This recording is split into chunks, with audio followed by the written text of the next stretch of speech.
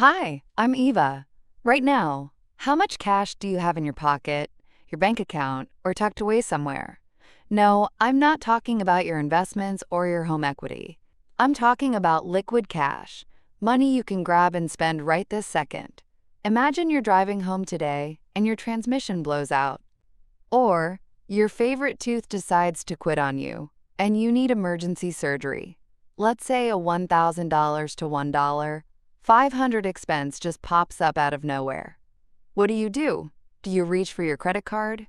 Do you call a friend and say, hey man, I'll pay you back next week? Or do you just say, well, that's life, and move on calmly? If you thought of the first two options, you are definitely not alone.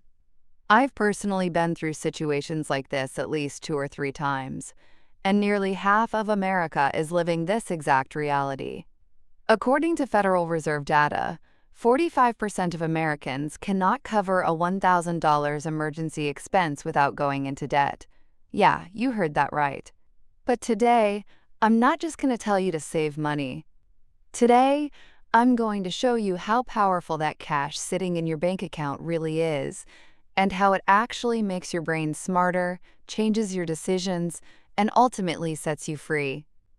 Look, my friend, this isn't just my opinion. Researchers at Princeton and Harvard discovered something shocking years ago. In a study they called Scarcity, they measured the brain capacity of people under financial stress. And do you know what they found? Being under financial stress can drop a person's IQ by a full 13 points. Can you believe that? 13 points! That's like staying awake all night, or being moderately drunk. In other words, when you don't have cash and you're stressed about paying the bills, you're actually making drunken decisions. Your brain works like a computer processor. If programs like, how will I pay rent? Can I pay my credit card minimum? Or can I afford these groceries? Are running in the background, 80% of your processing power is filled with that junk. You're trying to make the most critical decisions of your life, like, what should I do with my career? How do I take care of my health? Or, what about my child's future? With the remaining 20%. Naturally, you can't make those decisions properly. Researchers call this tunneling. Your focus narrows down to that single $100 bill in front of you. The big opportunities, the great chances, the promotions, or the investments outside that tunnel become invisible. You don't even notice them. Now think about corporate life in America. Let's imagine two people, Mark and Sarah. Both work in the same office, making the same salary. Let's say $70,000 a year. But there is a massive difference. Mark lives paycheck to paycheck, while Sarah has $35,000, 6 months of expenses, sitting in cash. When their manager comes in and says, guys, we need everyone to stay late every night this month to catch up, what happens? Mark might curse under his breath, but he says, of course, sir.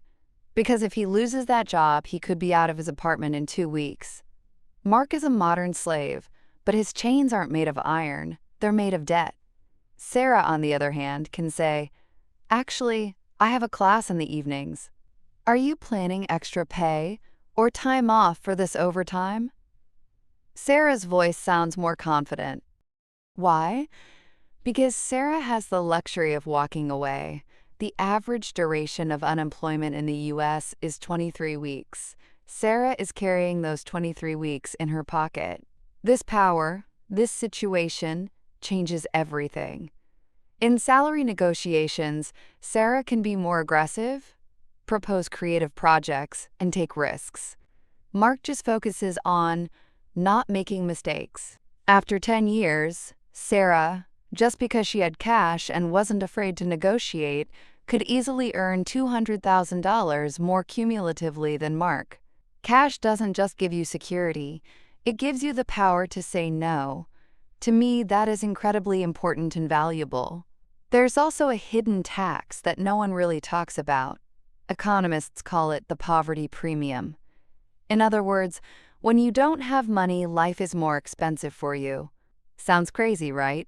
But it's true. For example, car insurance. If you pay the full year up front, you get a $200 discount. If you don't have the cash, you pay monthly and lose that $200. Bulk buying. At Walmart, you can buy a 24-pack of toilet paper for $15. But if you only have $5 in your pocket, you buy a single roll and end up paying twice as much per unit. Maintenance. Your tires are worn out and you need $600. You don't have it, so you say, I can make it a bit longer. Then, on a rainy day, the tire blows, ruins the rim, you need a tow truck, and that $600 job just cost you $2,000.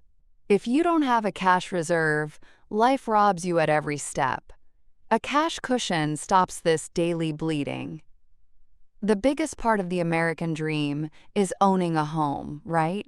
Researchers at UC San Diego analyzed millions of home sales. Get this. All cash buyers pay an average of 10% less than those using a mortgage. On a $400,000 home, that's a $40,000 discount. Why do sellers give up $40,000?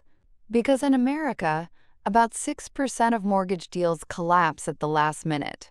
The bank doesn't approve, the appraisal is low, or insurance issues pop up. The seller would rather take the cash guy than deal with that stress. Maybe you don't have enough cash to buy a house today, but this logic applies everywhere.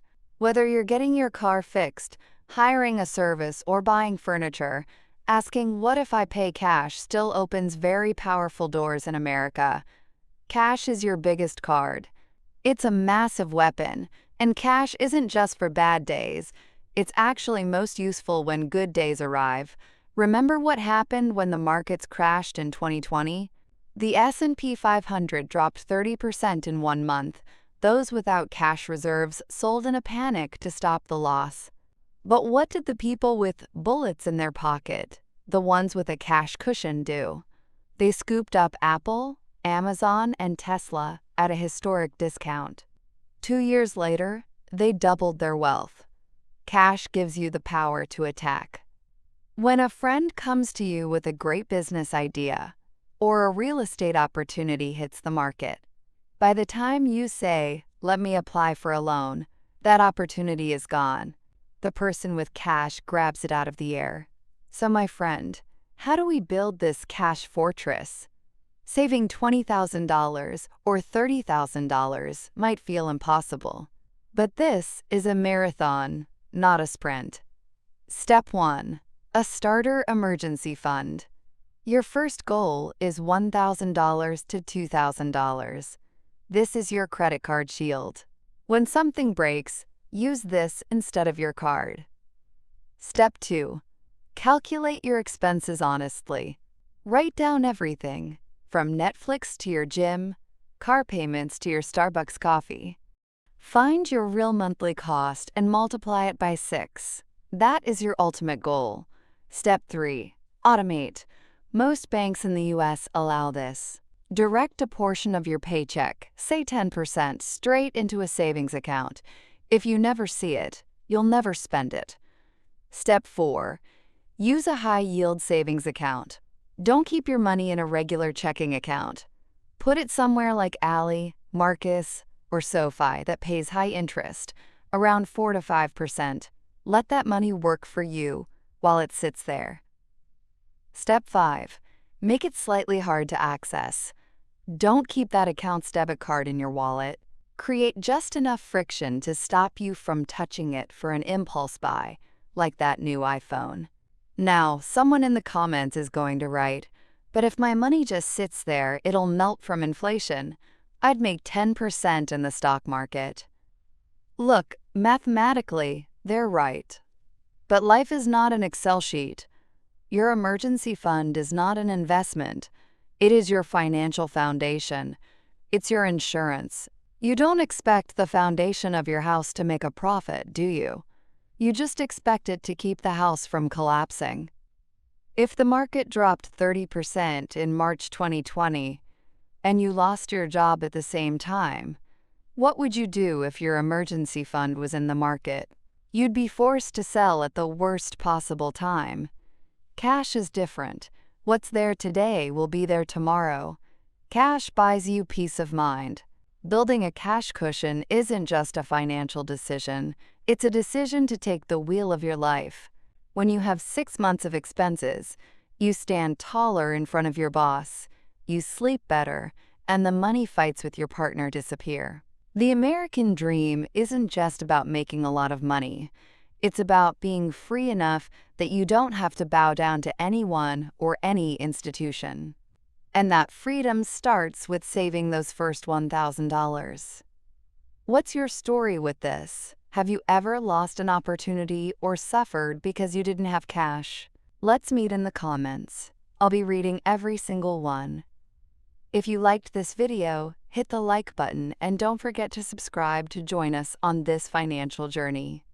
See you in the next video. Stay free.